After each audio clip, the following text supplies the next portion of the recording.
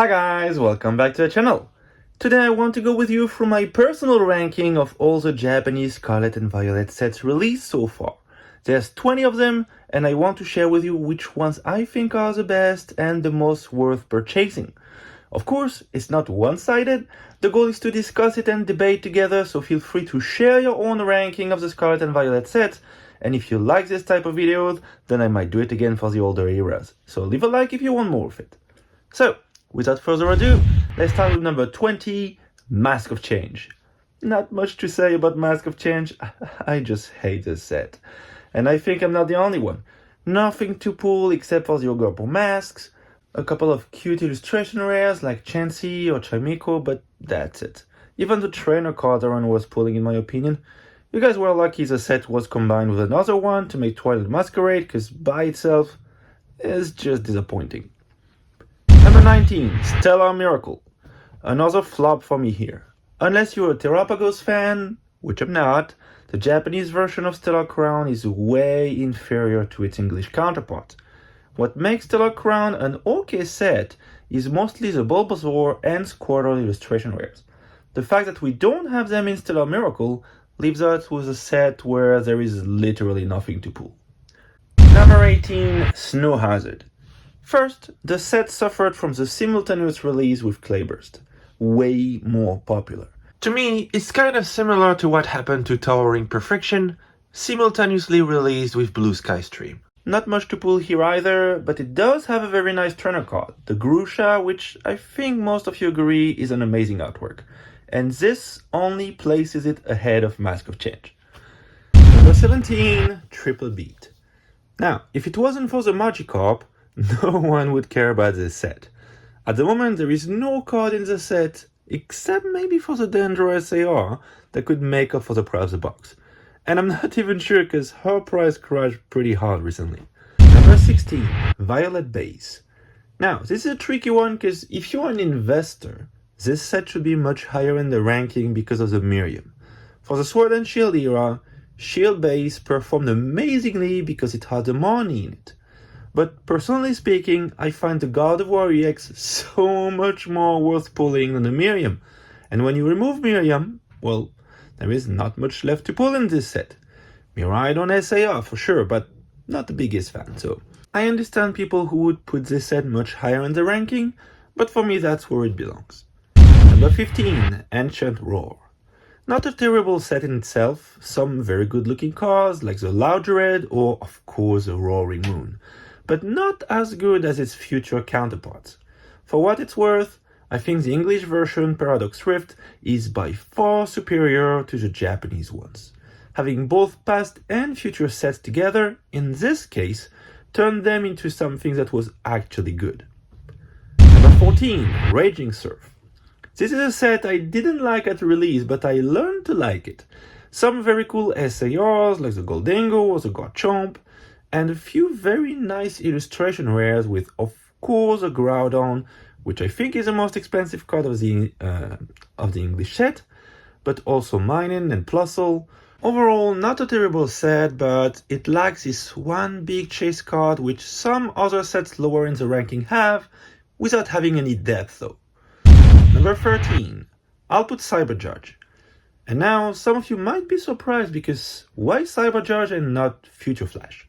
Well, same as for Violet EX, Cyberjudge's value has been constantly higher than Wild Force because it has a Bianca, and any set waifu-led usually performs better in Japan. But personally, I would pick an Iron Valiant SAR against Bianca's Sincerity every single day. Yes, the three legendaries SARs are beautiful, and they are the main reason why this set isn't lower in the ranking. Number 12, Night Wanderer. So, this is a typical set where the illustration rares are so much better than their secret version. We do get the Cassiopeia though, which, in my opinion, is one of the best designed trainer cards ever, but for some reason remains a very cheap card, even in Japan. Now, when you look at the illustration rare, that's a whole different business. The Dusk Noir Evolution line, gorgeous, maybe one of the best ever made. Houndoom, Horsey, Persian, Zorua, all stunning illustrations worth pulling. Number 11, Wild Force. I've hesitated a long time before setting my mind on the spot for this set.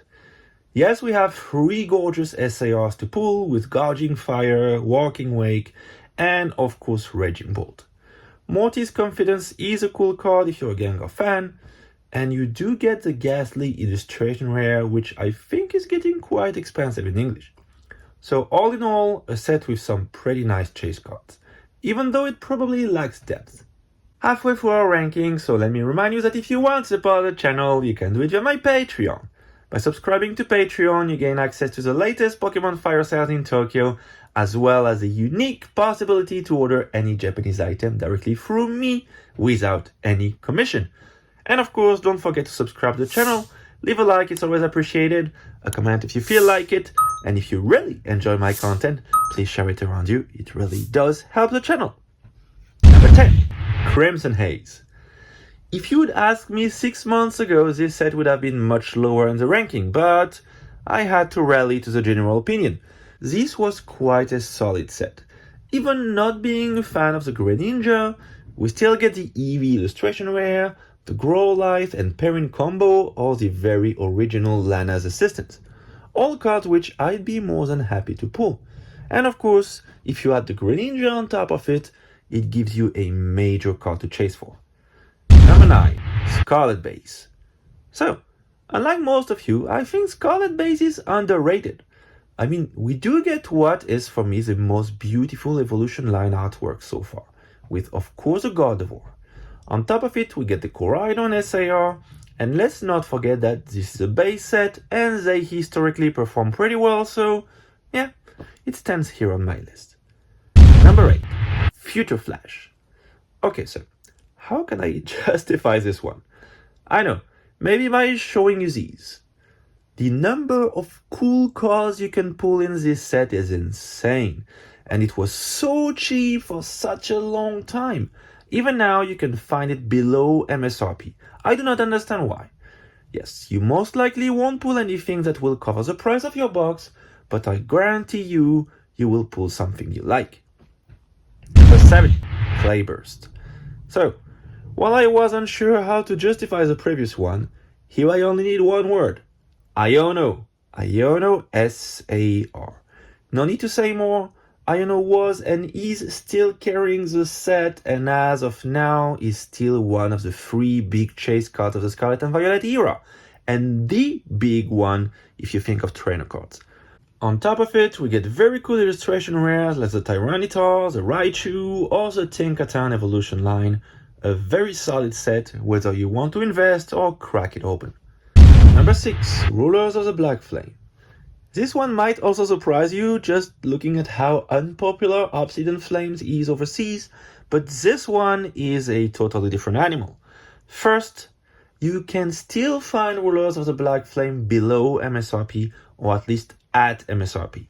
Second, the Charizard EX SAR kind of held its value pretty well, above $100 for a while now, unlike its English counterpart which crashed really bad.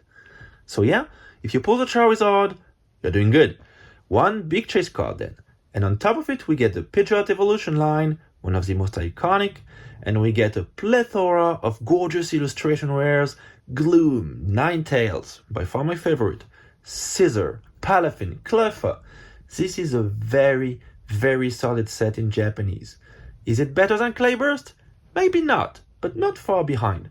What's sure though is that it's a cheaper one, hence its 6th position in my ranking. Top 5, ladies and gentlemen. With Paradise Dragona, we start getting into the really good sets. And I guess it's no surprise to you that 3 of them are actually very recent ones. Paradise Dragona is a very solid set, with 2 big chase cards, the Latias Appeal, 2nd most expensive trainer card in the Scarlet and Violet era, and the Latias SAR.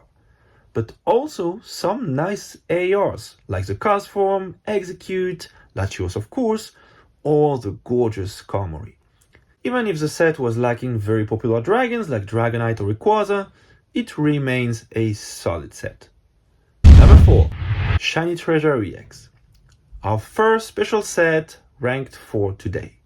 with gorgeous secret illustration rares, which I never got to pull. The Charizard, the God of War, the Iono, and the Bubble Mew, going to the moon as we speak. I'd also add the Penny, which I think is a really stunning artwork. Now, what Shiny Treasure has in chase cards, it lacks in depth. With only 4 illustration rares, Palafin, Wugtrio, Palmy, and Mimikyu, it is very easy to crack a box open without getting anything that makes you smile. Trust me, I know what I'm talking about with this one. I think this set is clearly better than Shiny Star V, which only had 2 chase cards, but not good enough to make it to the podium, unfortunately. And talking about the podium, we start with Supercharge Breaker, which is clearly a step up after Paradise Dragona. Why is that? Because unlike Paradise Dragona, which kinda let people down with the lack of dragons, Supercharge Breaker didn't disappoint. It has what currently is the biggest chase card of the Scarlet and Violet era, the Pikachu SAR. But not only this, it has a Milotic SAR, Jasmine's Gaze SAR, 2 cards that will cover the cost of your box if you happen to pull them. The Durand is also a very cool card to pull as well, especially if you get multiples. The illustration rares are also a step up after Paradise Dragona. We've got the gorgeous Ceruledge and Magneton, but also Dugtrio, Feebas to pair with your Milotic, or even Fampi. A very good set with a lot of depth, and still available at MSRP in most stores, but if you want my opinion, not for long. Number 2, Terastal Festival EX. Okay, this was hard because Terastal Festival is such a good set in my opinion.